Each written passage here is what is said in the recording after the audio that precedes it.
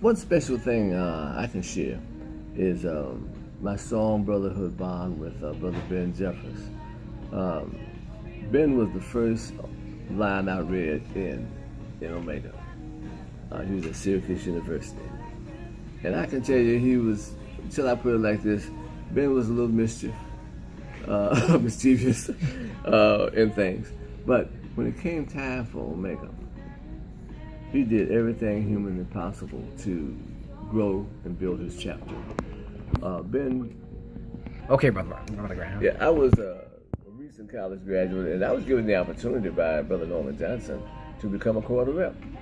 And so, in being a quarter rep, my territory included Syracuse University. So I had a chance to go up to Syracuse and to meet Ben, not only to bring him in, but also to return that second year to see how he was doing. So the chapter was growing, but they had some challenges. But one of the challenges involved in them being to the Grand Conclave in St. Louis, and the chapter did not have many resources. So Ben, being the boss of the chapter, took it upon himself. He hitchhiked all the way from Syracuse to St. Louis. And when he got to St. Louis, he arrived in the hotel. I was walking through the lobby, and he looked pretty weathered.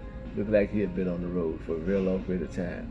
But when he got there, he had with him only the check for his registration for the chapter. Because his chapter, in order to save his chapter, someone had to be there in St. Louis. He hitchhiked there, and he had his check with him when he got there for the chapter registration. And for that entire week, he had no money, didn't have a room, nowhere to stay. So I fed him for a week with French fries and hamburgers. And from that day on, I saw a change and a growth in Ben and the brothers in chapter. And it went full circle, because about 13 years later, we were establishing a chapter at Cornell University. And I placed a call to Ben. Having been on the road with him from ever since he came over, and I asked him to become the graduate advisor to Cornell. It took, needless to say, it took him a while to think about it, but about a minute or so. And I told him he had to do it, so he did. And ever since then, he has been an outstanding brother in Omega. He became first vice DR. He became DR. And when I became Grand Bosses, Ben became my assistant. And we traveled around this country and indeed around the world. And I was able to, I'm glad we did that, because I was able to show graduate brothers and undergraduate brothers that you could have that positive relationship and you can learn from each other.